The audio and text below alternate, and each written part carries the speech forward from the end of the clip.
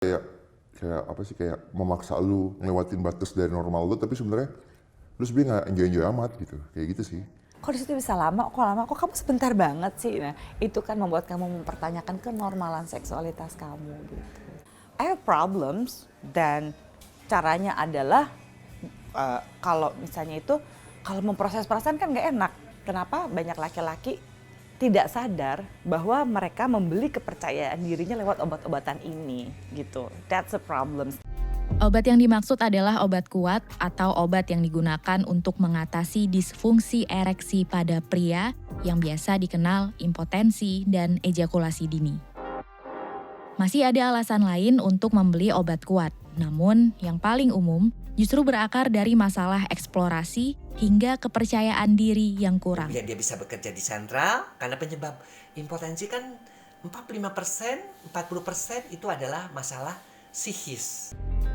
Obat kuat untuk mendukung performa seksual, manakah yang benar, manakah yang salah kaprah? Benarkah menggunakan obat kuat bisa mengatasi kecemasan performa seksual?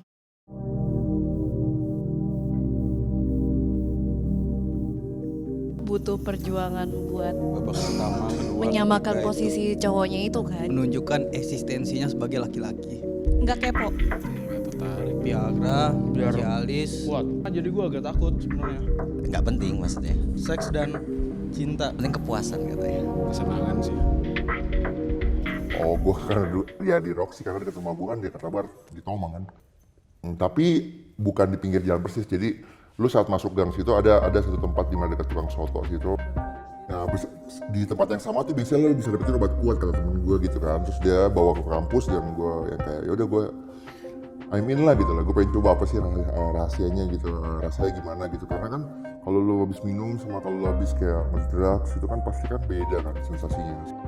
Sejak zaman dulu, raja-raja Jawa telah menggunakan ramu-ramuan untuk meningkatkan performa hubungan seksual mereka dengan para selirnya.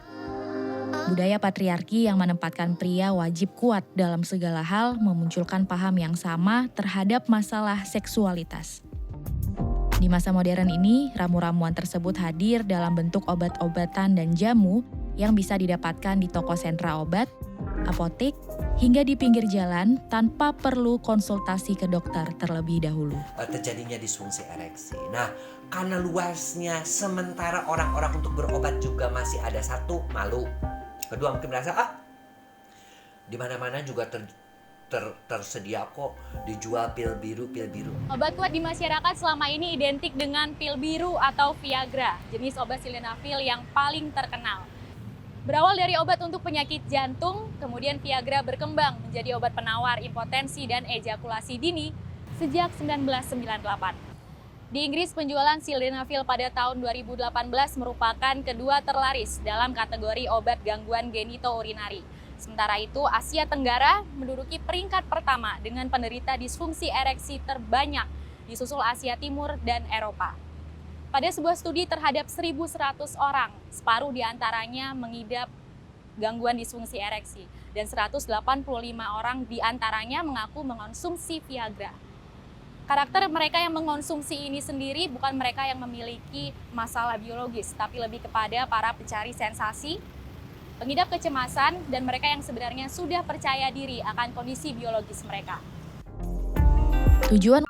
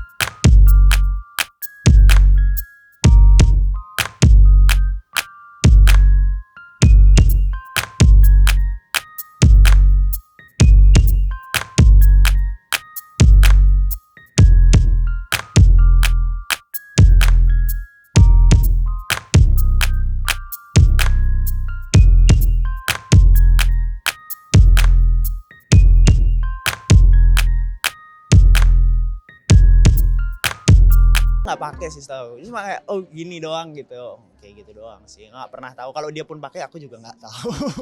Kalau kayak gitu-gitu ya paling cuma pembicaraan laki-laki aja. Maksudnya teman-teman laki. Tapi cuma saya tahu itu pasti cuma sekedar bercanda. Gitu. Karena dia tidak mau merasa lemah, merasa fragile. Nah, kelemahan-kelemahan inilah ketika dibawa ke ranjang banyak laki-laki merasa kalau sampai performa seksual gue nggak oke, kalau sampai di ranjang saya itu nggak bagus, berarti saya bukan laki-laki sejati. Nah, kepercayaan diri yang salah ini membuat laki-laki selalu masuk ke dalam lingkaran setan untuk mencari tahu, oh jadi kalau gitu, ya kan?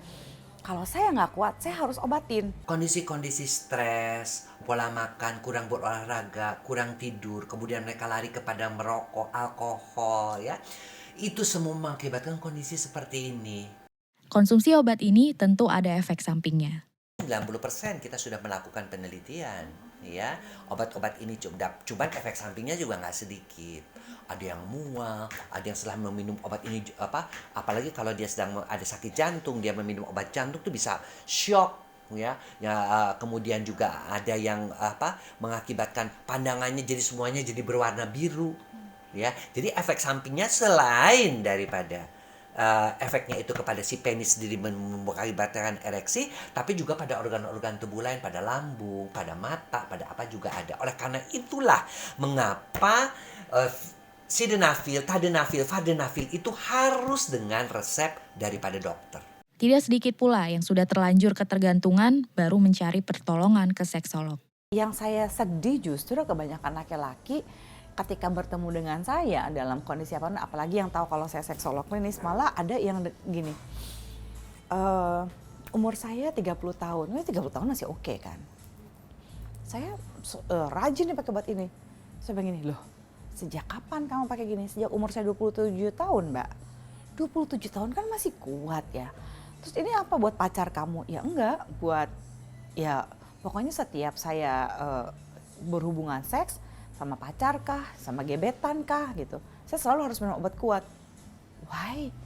Ya karena pertama kali saya tuh udah minum, jadi saya nggak bisa. Selain obat kimia, obat herbal dan jamu juga banyak dikonsumsi. Obat-obat kuat yang ada ini adalah afrodisiak. Memang sudah ada penelitian kayak tongkat ali, kemudian juga pasak bumi, purwoceng, kemudian juga ada juga yang sanrego. Itu kan semua juga yohimbin, akan ada akar yohimbin kayak gitu kan dianggap selama ini memang membantu. Nah, itulah yang akhirnya menjadi jamu-jamu. Lantas, bagaimanakah hubungan seksual yang sehat? Yang harus diketahui oleh semua orang yang menonton ini adalah, satu, kalau kamu laki-laki, ya supaya nggak gagal lagi performa seksual kamu, yang harus kamu lakukan adalah ya memproses perasaan kamu. Jadi dikatakan, it's okay hari ini aku gagal. It's okay. Today, it's this is it gitu ya. Nggak apa-apa gue pernah gagal. Tapi saya mau mencari tahu, saya mau membuat diri saya relax, saya akan figure it out supaya besok lagi saya bisa memberikan, saya tetap bisa menikmati seksualitas saya membahagiakan pasangan saya gitu ya, dan saya akan mencari tahu bagaimana caranya dan apa yang terjadi terhadap penis saya.